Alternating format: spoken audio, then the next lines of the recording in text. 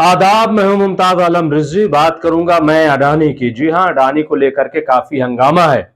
हुकूमत पर इल्जाम यह है कि दरअसल अडानी को इतना जो फायदा पहुंचाया गया है उसके पीछे मोदी हुकूमत है। मोदी हुकूमत अडानी को गैर मामूली तरीके पर यानी आईन के खिलाफ जाकर के फायदा पहुंचाने का काम किया है। एक और बड़ा मामला सामने आया है।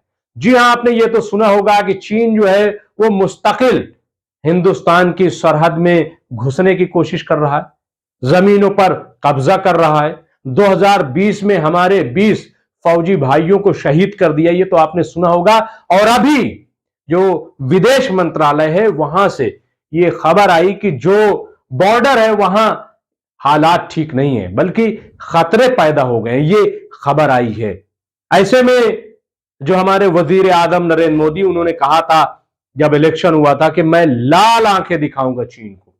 जी हां, उम्मीद यही की जा रही थी। और बीच में आपने सुना होगा कि चीन के कई ऐप बंद कर दिए गए, लेकिन ये सिर्फ और सिर्फ नेशनल मीडिया का एक ड्रामा था। क्योंकि अगर हम आयात और निर्यात के सिलसिले में देखें तो चीन से हमारी तिजारत बढ़ी है, कम नहीं हुई। लेकिन इसके पीछे था कौन? ये किसको फायदा पहुंचाने की कोशिश की जा रही थी? अब अपोजिशन कांग्रेस ने उसे तलाश कर लिया। जी हां, ये है अडानी जी। हर चीज के पीछे अडानी। कल कोई कह रहा था कि मैं रोड पूछता हूं किसके का, अडानी। एयरपोर्ट किसका, अडानी। पेट्रोल किसका, अडानी। हर चीज में अडानी। तब चीन में भी अडानी निकल आए। ये देखिए, सुनिए कांग्रेस ने क्या कहा। एक चीनी नागरिक है चांग चुंग लिंग, इनका अडानी ग्रुप से लंबा रिश्ता है। 2005 में इन्होंने बताया था कि इनका रेजिडेंशियल एड्रेस और विनोद अडानी का रेजिडेंशियल एड्रेस सिंगापुर में एक ही था। उनके खिलाफ आरोप लगाया गया है कि नॉर्थ कोरिया के sanctions, UN sanctions north Korea पे लगे हुए हैं। इसका वायलेशन उन्होंने एक अडानी फंडेड शिपिंग कंपनीज के साथ किया था। आप सब जानते हैं नॉर्थ कोरिया का ताल्लुक चीन और पाकिस्तान के साथ किस प्रकार का है। इनकी एक फर्म है गुडामी इंटरनेशनल। कुछ साल पहले इन्फोर्समेंट डायरेक्टरेट ने अपने आरोप पत्र में अगुस्ता वेस्टलैंड घोटाले, जो हेलीकॉप्टर का घोटाला था कुछ साल पहले, इस कंपनी का नाम उस घोटाले में 2 आरोप पत्रों में था। तीसरे आरोप पत्रों में किसी तरह यह गायब हो गया।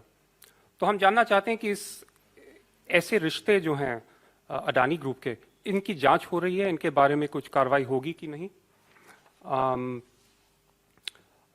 ईडी एक और कंपनी है अक्रोपोलिस ट्रेड एंड इन्वेस्टमेंट। आप जानते हैं कि अंबुजा सीमेंट का टेक ओवर पिछले साल हुआ था और हमें पता चला, आप सबको पता है कि विनोद अडानी इनके अल्टीमेट बेनिफिशियल ओनर्स हैं। बहुत सारी शेल कंपनीज हैं, लेकिन ये पता चल गया कि मतलब उन्होंने डिक्लेयर किया, ये बात छुपाई नहीं, कि वो अल्टीमेट बेनिफिशियल ओनर हैं। एक शेल कंपनी अक्रोपोलिस 2020-21 में उसके रेवेन्यूज $7 बिलियन थे, प्रॉफिट्स भी $7 बिलियन थे, यानी कि 51,000 करोड़ रुपए। अगले साल उसके प्रॉफिट्स और इनकम जीरो थे। वैसे उनका थोड़ा सा नेगेटिव में था प्रॉफिट। तो ये कैसे हो सकता है कि एक शेल कंपनी एक साल में $7 बिलियन कमा रही है और अगले साल शून्य कमा रही है। एक बड़ी महत्वपूर्ण कंपनी का ओनरशिप है, भारत की एक महत्वपूर्ण कंपनी का सीमेंट सेक्टर में, और ये सारी हरकतें हो रही हैं और इसकी कोई जांच नहीं है, इसके बारे में कुछ कहा नहीं जा रहा है।